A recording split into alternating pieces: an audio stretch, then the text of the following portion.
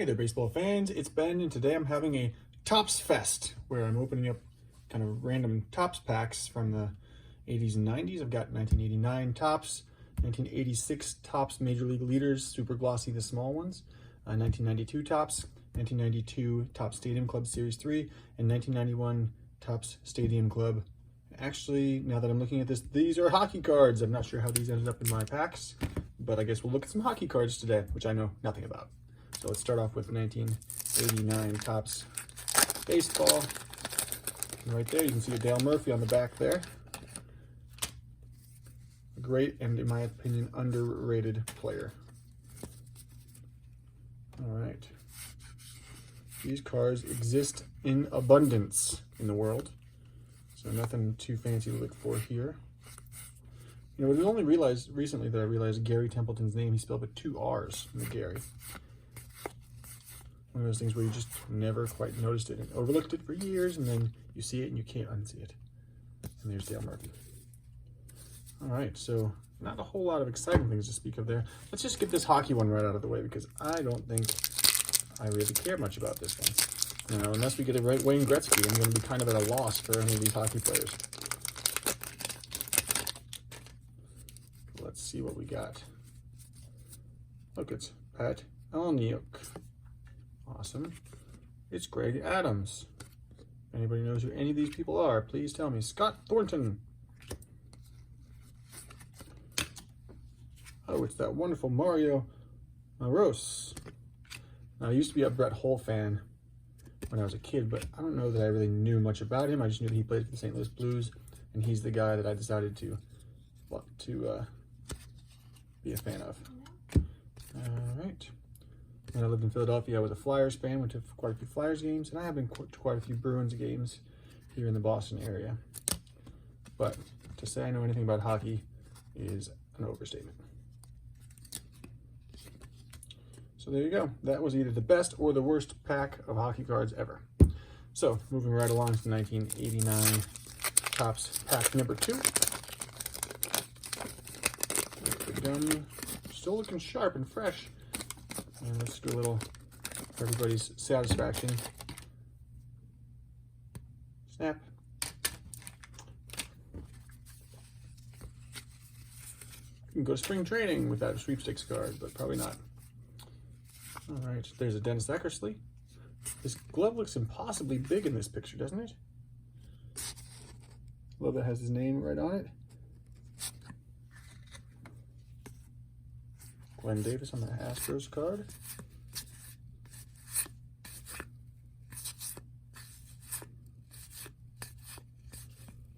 Dave Ragetti. So, a couple pretty poor packs there. Let's move on to something that's guaranteed some stars because this is nothing but league leaders from 1986 Topps. These are the last of my packs of these.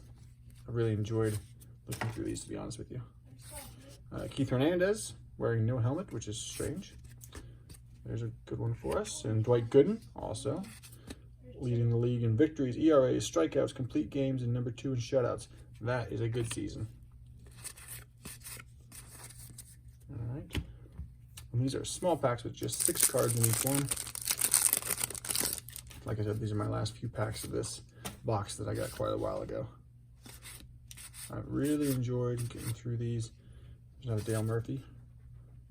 Led league in home runs and runs. 2nd in RBIs, 5th in on-base percentage.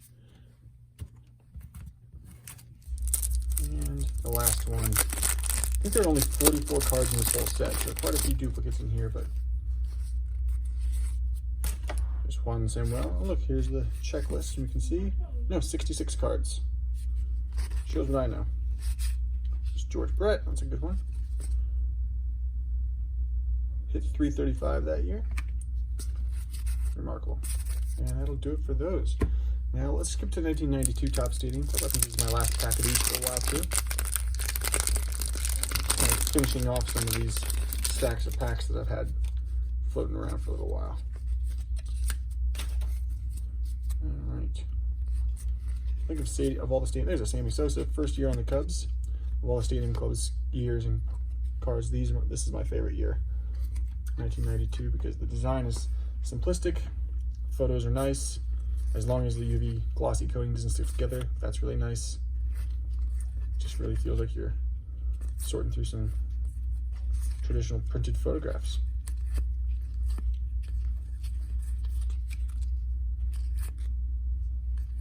Rick Aguilera. Whatever happened to that guy? Let's put him aside and find out. There you go. And Doug Jones with his very 90s shades, when those were a big thing. All right, on to a few packs from 1992 Topps. Now, yesterday I did pull out off camera my second Topps Gold. Look at this. Another Topps Gold as I speak of it. This is Gary Varsho. So it's always a little disappointing when you get somebody who's not very exciting, but another Topps Gold. Proof that these Topps Gold cards do exist. We'll put that aside too. I'll tell Polly Packs and he'll be like frustrated that he had 50 some packs and didn't get any gold. And I just pulled out a handful. So here's a Roger Clemens and a Dave Justice. Ron Gant, just a good player. Hojo, same thing there. And I'll do it. What if I pull out a gold in every single one of these packs? That would be remarkable. Mark Lemke, big player for that 91 Braves team. There's Bernie Williams. It's a good card. Good player. And George Bell. We got Jeff Innes getting down, getting ready to fish submarine pitch there. Craig Biggio All-Star. There we go. And Shane Mack. All right, last pack. See what we can pull. I'm still surprised about this gold card. I do love that they have the watermark on the back. That's how I could tell right away with Topps Gold. So, Gary Varsho. Not sure what I'm going to do with those gold cards, but it's always fun to pull them. Steve Finley. Dante Bichette. There's a good one. Before he heads off to the Rockies. Brian Taylor, for a moment, was big, and then never actually delivered, like having much of a career in the majors. So, a few stars there, a gold card, some hockey cards, and then we got Rick Aguilera. Spent some time with the Mets and then with the Twins. Let's see whatever happened to that guy.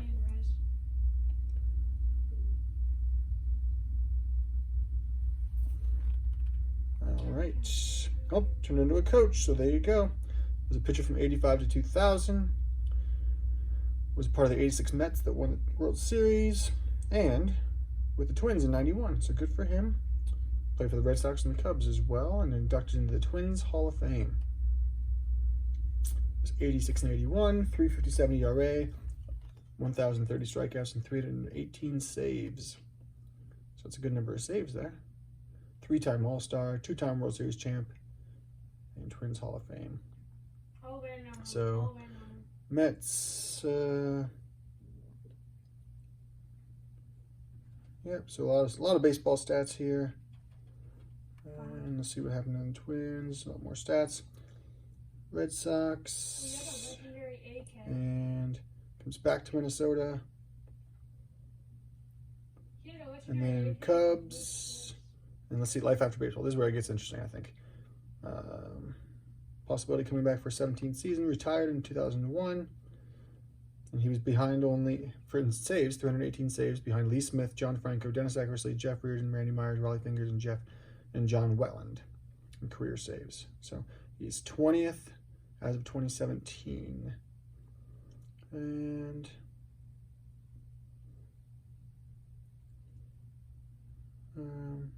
he's married, 2 children, lives in San Diego, suburb of Rancho Santa Fe in California, spends time with family and real estate investments, served as pitching coach for the Santa Fe Christian High School baseball team, and the head coach of that team from 2005 to 2007. There you go. You know, it sounds like he good career and is enjoying his retirement, doing more baseball things and living the nice service-driven, quiet life. So good for you, Rick Aguilera. Quality player. Sounds like a good guy. Hats off to you. And the rest of you, we'll see you next time.